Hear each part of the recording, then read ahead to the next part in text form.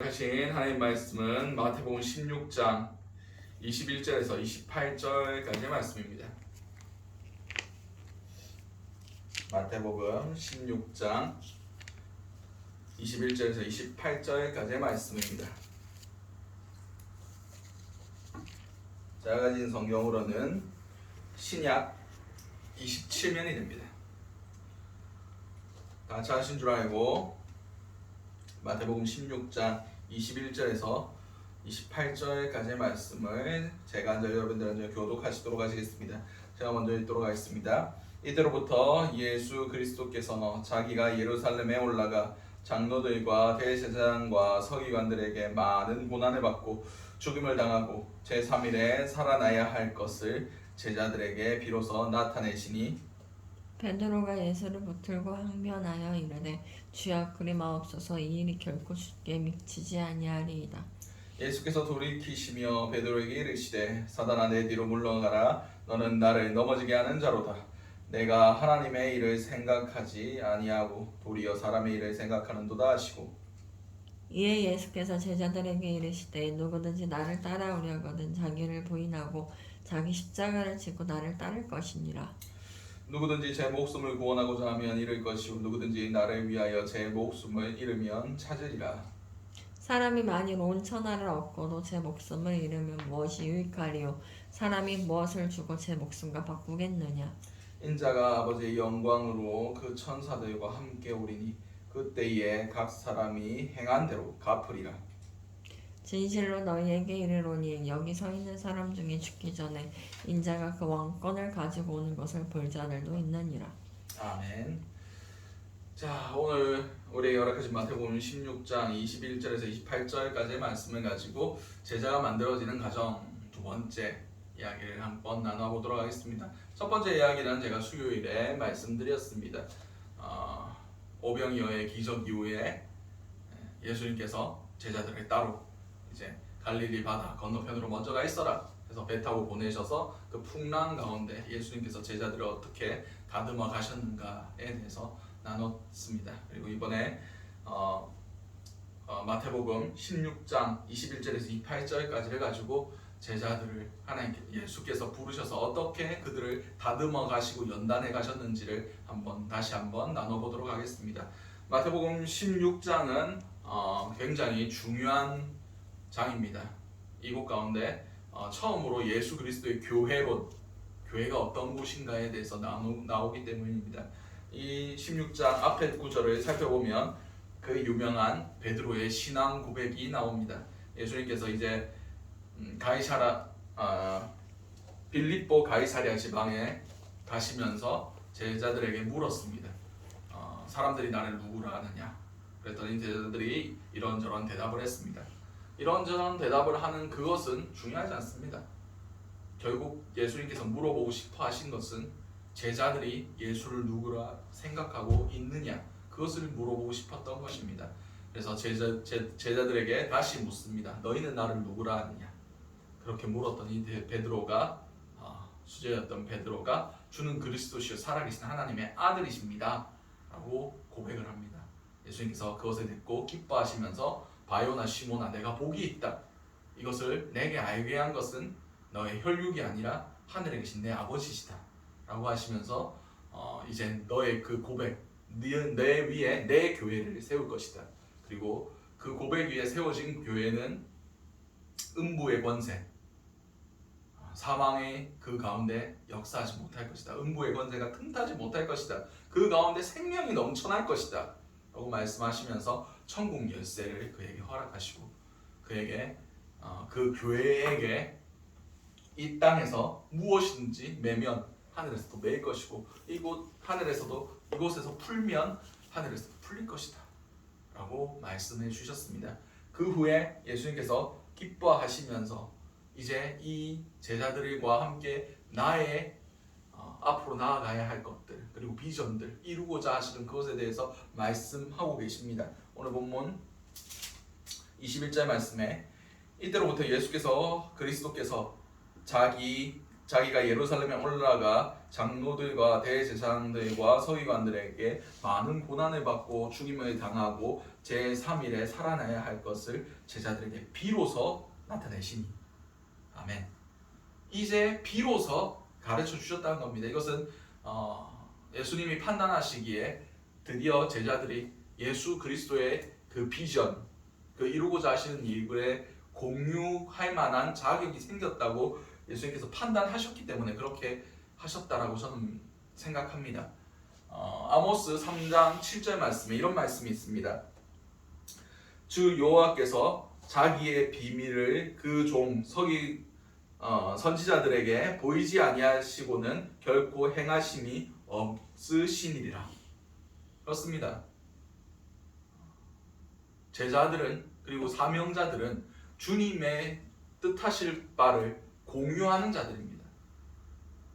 다시 말해서 하나님이 그들을 통해서 행하고 하시는 것을 그들의 마음 가운데 품고 하나님과 예수 그리스도와 같은 꿈을 꾸는 자들이 제자들이라는 것입니다. 베드로의 그 고백, 주는 그리스도시요 살아계신 하나님의 아들이십니다. 이 고백 이후에 베드로가 이제 그렇게 고백한 것을 들으시고 이제 예수 그리스도께서 예루살렘에 올라가셔서 대제사장들과 바리새인들에게 고난을 많이 당하고 이제 십자가를 지고 돌아가신 후에 부활하실 것이다 라는 말씀을 베드로에게 전했습니다. 많은 제자들에게 전했습니다. 그랬더니 베드로가 어떻게 얘기합니까? 22절 말씀에 베드로가 예수를 붙들고 항변하여 이르되 주여 그리 마옵소서 이 일이 결코 주께 미치지 아니하리이다 라고 고백합니다. 여기서 항변하다 라는 것은 꾸짖다, 비난하다, 견책하다, 격렬하게 책망하다 라는 뜻을 가지고 있습니다. 예수께서 이루고자 하시는 일과 자신의 생각이 달랐다는 것을 의미하고 있습니다. 그리고 결코 이 일이 주께 미치지 아니하리이다. 이것을 더 원문에 가깝게 표현하면 하나님께서 당신에게 자비를 베푸실 것입니다. 하나님께서 당신을 도와주시길 빕니다 라는 뜻입니다. 지금 하나님의 뜻을 얘기했는데 지금 하나님이 예수 그리스도를 통해서 이루고자 하시는 일을 선포했지만 하나님의 일을 생각하지 아니하고 사람의 일로 지금 하나님께서 당신을 도와주실 겁니다. 하나님께서 자비를 베풀어 주실 것입니다 라고 사람의 기준으로 지금 대답하고 있다는 것을 우리는 알 수가 있습니다. 그렇습니다. 하나님의 그 놀라운 비전이 우리 가운데 부어질 때 우리는 우리의 생각과 우리의 뜻이 그것과 상충되는 경험을 너무나 많이 할 수가 있습니다. 그리고 예수님께서 23절에서 24절까지 이렇게 말씀하고 계십니다. 제자들에게 돌이키시며 베드로에게 이르시되 사단아 내 뒤로 물러가라 너는 나를 넘어지게 하는 자로다. 내가 하나님의 일을 생각하지 아니하고 도리어 사람의 일을 생각하는도다 하시고 이에 예수께서 제자들에게 이르시되 누구든지 나를 따르려거든 자기를 부인하고 자기 십자가를 지고 나를 따를 것이니라. 아멘. 방금 예수 그리스도의 비전이 부어졌고 그리고 베드로가 자신의 생각과 하나님의 일을 생각하지 못하고 자신의 생각, 사람의 일을 생각하며 예수를 붙들고 항변할 때 주님께서 그를 꾸짖으시며 사단아 내 뒤로 물러가라 넌 나를 넘어지게 하는 자로다 라고 말씀하셨습니다. 그 안에서 자신의 욕망과 자신이 이루고자 하는 그 꿈과 모든 목표들은 사단의 것이라고 얘기하고 있습니다. 그것은 하늘로부터 온 것이 아니라 이 땅에 속한 것이라는 것을 깨닫게 해주십니다. 그리고 그것들은 하나님의 사역에 오히려 걸림돌이 된다는 것을 우리는 예수 그리스도의 선포하신 이 말씀을 통해서 알 수가 있습니다. 그렇습니다. 우리는 제자로 부름받은 사람으로서 살아가야 하는 방식은 우리의 것들을 부인하고 자기 십자가를 지고 예수를 따르는 것입니다. 하나님의 뜻대로 우리의 것들을 내려놓을 수 있어야 됩니다. 자, 개척을 준비하고 성도님들을 만나고 이야기를 하면서 개척에 대한 비전이 있냐? 그런 걸 물어보시는 분들이 꽤 계시더라고요. 우리는 우리의 뜻을 이루기 위해서 나아가는 사람들이 아닙니다. 우리의 꿈과 우리가 그리는 무언가를 이루기 위해서 그렇게 나아가는 자들이 아니라는 것을 우리는 기억해야 됩니다. 우리는 그냥 주님께서 주시는 메시지대로, 주님께서 이끄시는 대로 걸어가야 하는 자들입니다.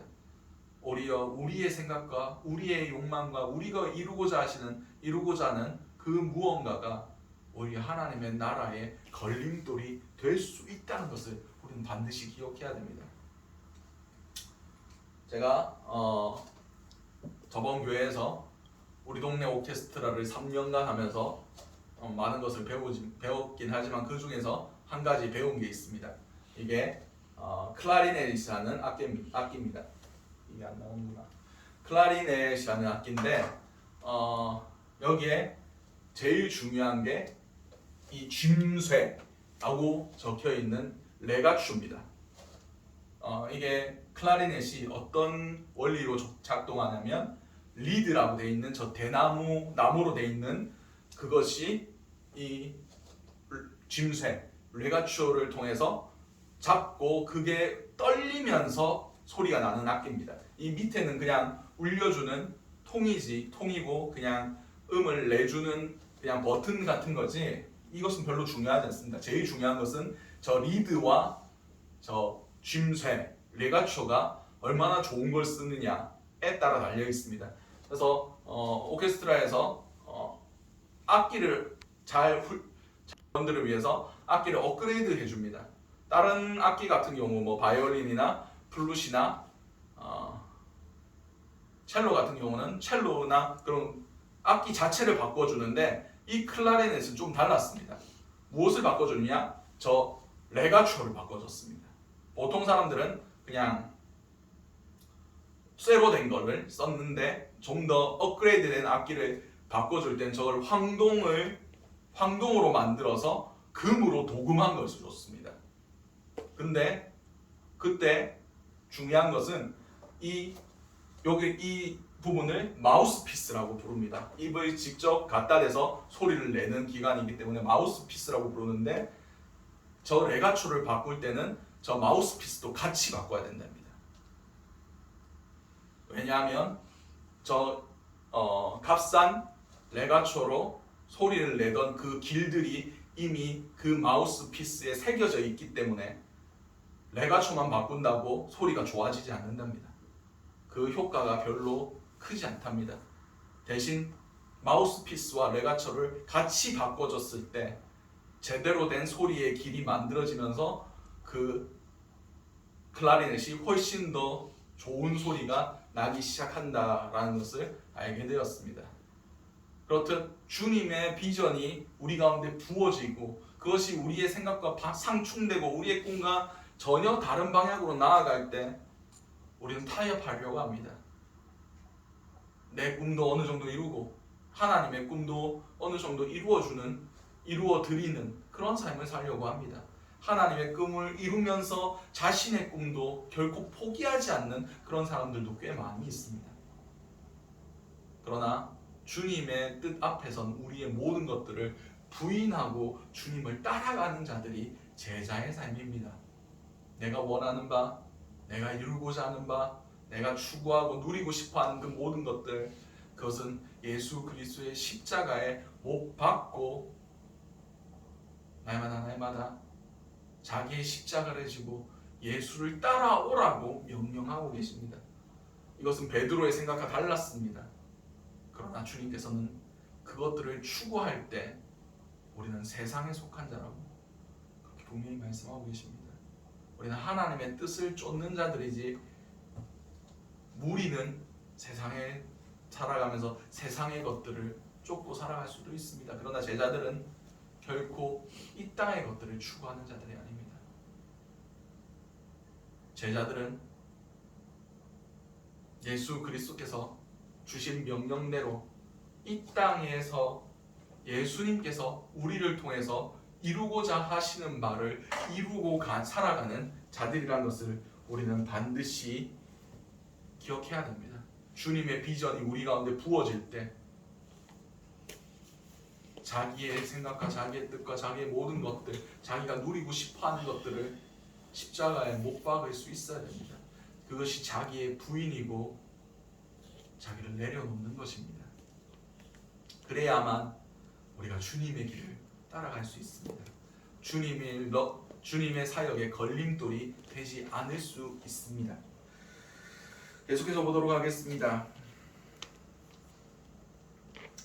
25절에서 26절까지의 말씀입니다. 누구든지 제 목숨을 구원하고자 하면 잃을 것이요 누구든지 나를 위하여 제 목숨을 잃으면 찾으리라. 사람이 만일 온 천하를 얻고도 제 목숨을 잃으면 무엇이 유익하리요? 사람이 무엇을 주고 제 목숨과 바꾸겠느냐? 아멘.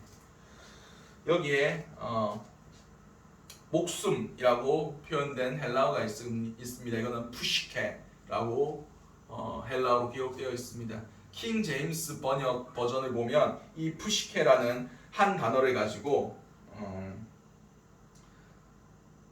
영혼, soul이라고 표현한 부분이 58회, 그리고 life, 생명이라고 표현된 부분이 40회, 마음, 정신, mind라고 표현된 부분이 3회, 그리고 heart, 심장, 마음이라고 표현된 부분이 한 번 있습니다. 다시 말해서 단순하게 생명만을 의미한 것이 아닙니다. 우리의 영혼과 우리의 혼, 영, 의지, 마음 그 모든 것들을 표현하고 있는 것이 이 목숨, 푸시케라는 단어입니다. 어떠한 고난 가운데 잠깐의 그 아픔과 그 고난이 두려워서 예수를 부인하고 자신의 목숨을 그것보다 더 가치 있는 것으로 여기면 우리는 예수를 부인할 수밖에 없습니다.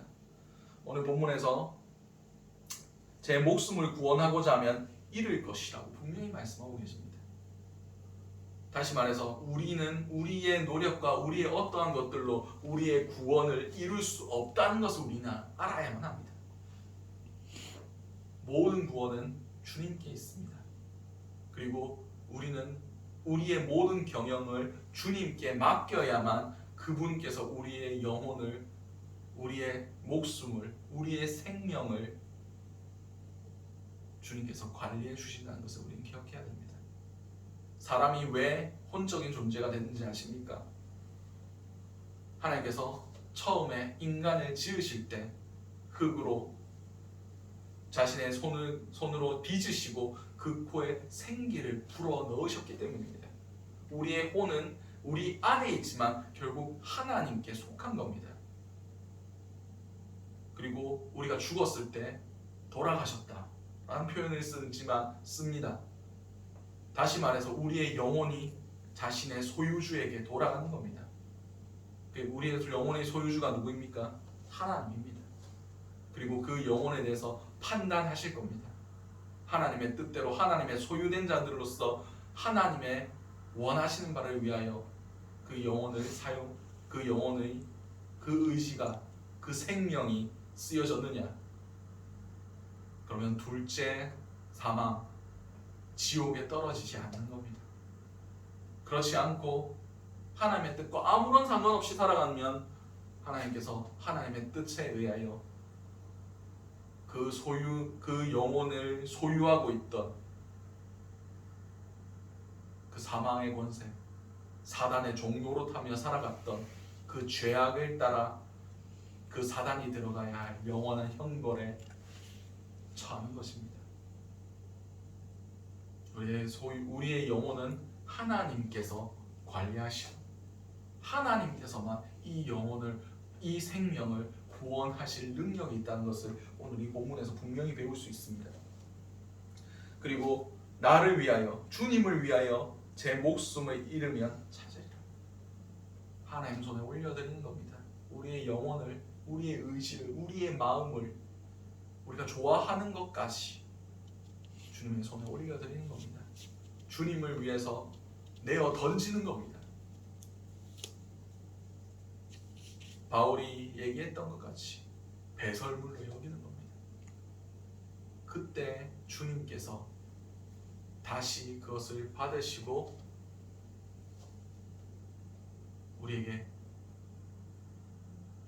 것으로 갚아주실 것이라는 것을 분명히 약속해주고 계십니다. 사람이 만일 온 천하를 얻고도 제 목숨을 잃으면 무엇이 유익하리요? 사람이 무엇을 주고 제 목숨을 바꾸겠느냐? 한 영혼의 가치에 대해서 말씀하고 계십니다. 한 영혼이 천하보다 귀하다라고 지금 말씀하고 계십니다.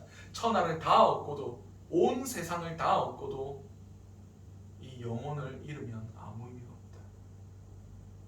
다시 말해서 우리는 온 천하를 다 포기하고도, 이 물질에 관한 모든 것들을 포기하고도 우리의 영혼을 얻어야 된다는 겁니다. 그리고 이 영혼을 얻는 법은 주님께 맡기는 것, 주를 위해 우리 모든 것들을 버리는 것, 이것이 유일한 방법이라고 말씀하고 계십니다. 그리고 27절에서 28절까지의 말씀입니다. 인자가 아버지의 영광으로 그 천사들과 함께 오리니 그때에 각 사람이 행한 대로 갚으리라. 진실로 너에게 이르노니 여기 서 있는 사람 중에 죽기 전에 인자가 그 왕권을 가지고 오는 것을 볼 자들도 있느니라.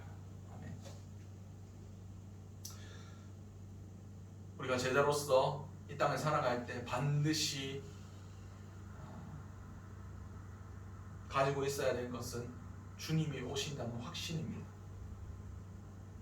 주님이 다시 오신다는 그 메시지를 우리 마음속에 항상 품고 우리에게 주어진 시간이 얼마 남지 않았다는 것을 항상 인식하고 살아가야 됩니다. 28절 말씀에 진실로 너에게 이르노니 여기 서 있는 사람 중에 죽기 전에 인자가 그 왕권을 가지고 오는 자들도 오는 것을 볼 자들도 있느니라 말씀하셨습니다.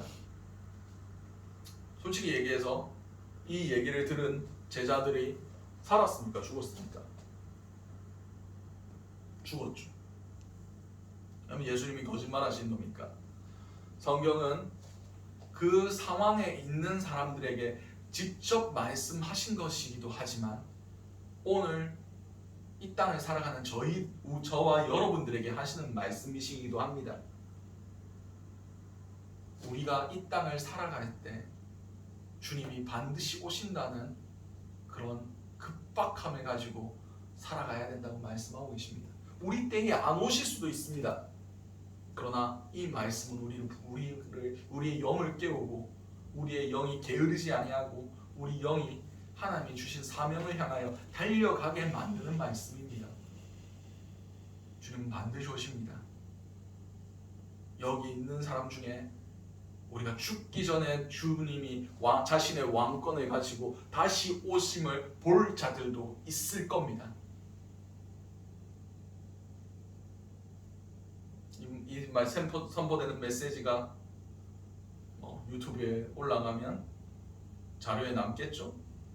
그러나 어느 사람들이 어느 때에 어떤 상황에서 보더라도 그 사람들이 그 말씀을 품는다면 그 마지막 때에 주님이 오시기 전에 그들이 볼 수도 있습니다. 성경에 그렇게 기록되어 있으니까 하나님의 말씀은 틀림이 없습니다. 그리고 그 올 때 어떻게 해주신다고 약속해 주셨습니까? 행한 대로 갚아주실 것이다. 우리가 하나님 앞에 드렸던 그 목숨값보다 더 큰 영원한 것들로 갚아주실 것이고 이 땅 가운데 우리가 하나님의 말씀과 상관없이 세상의 것들, 내가 원하던 것들, 사단의 것들을 추구하며 살면 그대로 갚아주실 것이다. 선한 갚음과 악한 갚음, 위로와 심판, 영광과 보복, 이것이 분명히 갈리게 된다는 것을 우리는 기억해야 됩니다. 그렇습니다. 제자는 자신의 꿈을 접는 사람들입니다. 자신의 꿈을 내려놓는 사람들이고 영원한 것들을 위해서 영원하지 않을 것들을 가만히 버릴 수 있는 지혜 있는 사람들입니다. 반드시 하나님은 우리가 원하는 바, 우리가 소망하는 바 그 모든 것들을 제자라면 꺾으실 때가 있으실 겁니다. 하나님 이건 아닌 것 같습니다. 하나님 이렇게 저한테 이러면 안 되시는 거 아닙니까? 제가 그 길로 가는 게 아닌 것 같습니다 라는 생각이 들 때도 있습니다. 모든 상황과 모든 환경과 모든 것들이 아니라고 느껴질 때도 있겠지만, 그러나 주님은 그것이 맞다고 얘기하시며 그것이 지혜롭고 세상 사람들 보기에는 어리석을지 모르겠지만 하나님 앞에서는 그것이 지혜로운 것이라고 말씀해 주십니다. 제자들은 자신이 원하는 바가 없는 사람들입니다. 오직 주님의 꿈을 자신의 꿈에 더 씌워서 자신의 꿈은 없어지고 자신이 원하는 바는 없어지고 자신의 생각과 자신의 뜻도 하나님 앞에 올려드리는 그런 사람입니다. 목숨, 영혼, 마음, 그 모든 것들을 주님 앞에 내어놓는 사람이 제자입니다. 우리는 우리가 원하는 바, 내가 당연히 이 정도 누릴 수 있다, 내가 이 정도는 누려야 되지 않겠나, 내가 고생한 것들이 있는데 그래도 이 정도는 할 수 있는 거 아닌가 라고 생각될 수도 있습니다. 그러나 주님께서는 그것까지도 내려놓기를 원하실 때도 있을 겁니다. 제자로 부름받았다면 그것을 요구하실 때도 있다는 것을 우리는 기억해야 됩니다. 우리가 쓰임 받을 수 있을 만큼 주님께서 예비하실 겁니다. 주님께서 요구하실 겁니다. 작게 쓰임 받고 싶으시면 요구하시면 됩니다. 내가 이거 누리고 싶습니다. 이만큼 얻고 싶습니다. 이만큼 높임 받고 싶습니다. 그런 자들은 천국에서 작은 자라 칭하게 될 것이다 말씀하십니다.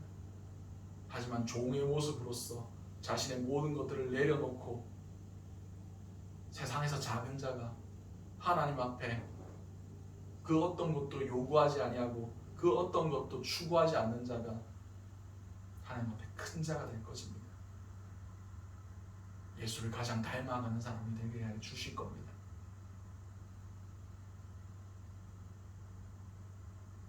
우리는 기억해야 됩니다.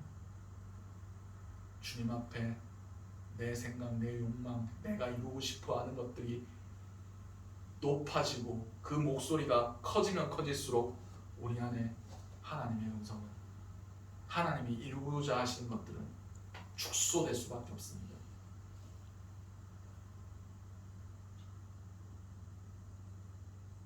우리가 우리의 색깔을 빼고 우리의 욕망을 내려놓고 비록 내가 이것을 원하지만 주님을 위해서 포기하겠습니다.